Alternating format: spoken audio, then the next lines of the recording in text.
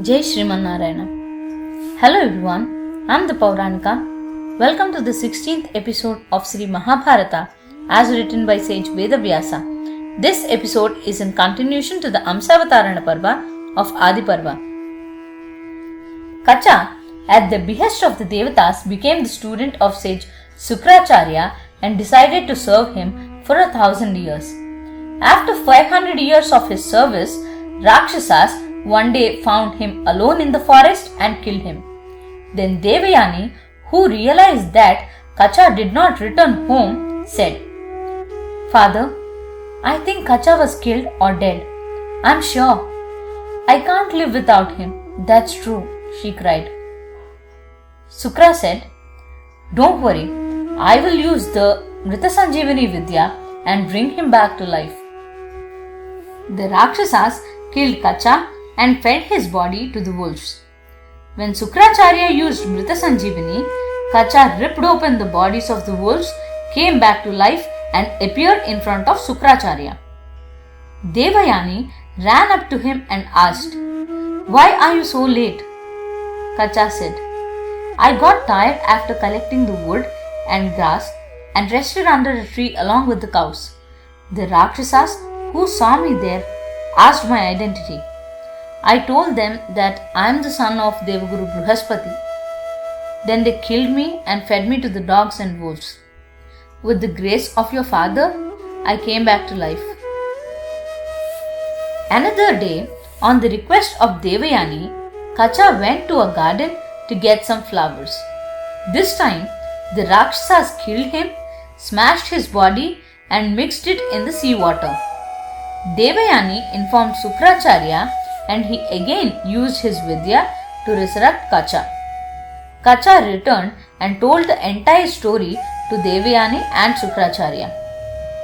Third time, the Rakshasas killed Kacha, burnt his body and mixed the powder in the Sura, an intoxicating beverage, and gave it to Sukracharya.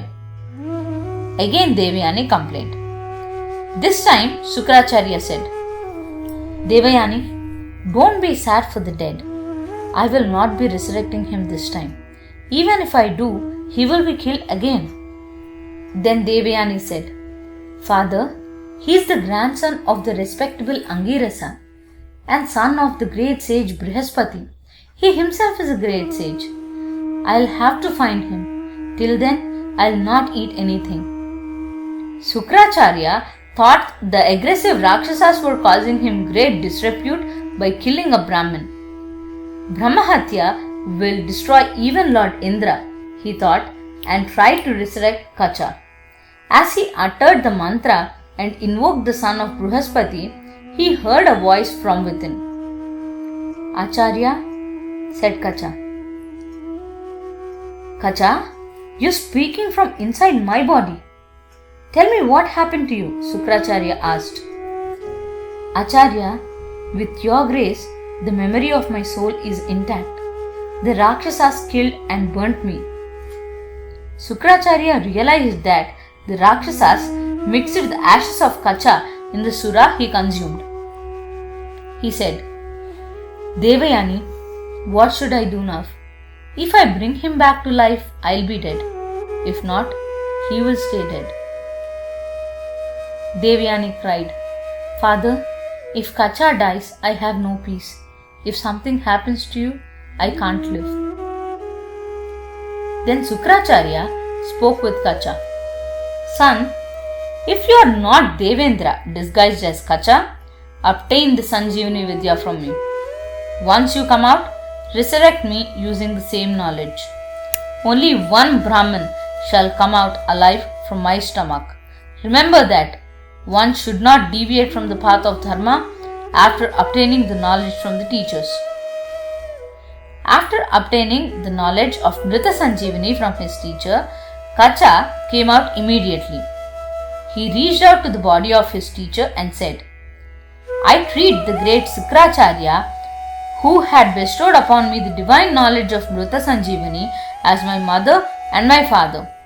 He bowed to his teacher and resurrected him. Sukracharya, who realized that his desire towards Sura was the cause of such events, rose up angrily and said, "Today I am establishing a sampradaya, a code of conduct. No Brahmin in the three worlds should consume Sura or any intoxicant. If he does so, he shall be considered as a sinner who had committed a Brahmahatya. He shall be considered as a cursed one even after death." He also called the Asuras and told them to stop resorting to childish deeds. He reprimanded them for their behavior towards Kacha. Kacha has attained Vidya Siddhi and he learnt Mrita Sanjeevani and has an ability equal to mine, he told them. Rakshasas, who were surprised at the sudden turn of events, left to their places silently. Kacha served the Acharya for 1,000 years and sought Sukracharya's permission to leave. Devayani then approached him and expressed her desire to marry him. Kacha said, "I have great respect towards your father and you. You're my teacher's daughter. You must not speak to me like that. I took a rebirth and came out of him. He is like a father to me as well." Then Devayani said, "You're the grandson of my father's teacher. You're not his son. Remember all the times when I showed my affection towards you as the Asuras killed you again and again? Devayani, you're like a sister to me. Please do not force me to commit a deed that is not right. Please grant me your permission to leave," said Kacha. Devayani got angry and said, "I came to you with a desire that is within the path of dharma.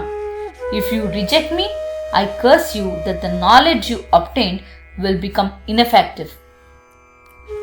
Devayani, I am rejecting you because you are my teacher's daughter, not because I consider you unworthy. You can curse me the way you want. I am trying to explain you the dharma that needs to be followed by a sage. Still you cursed me because of your desire.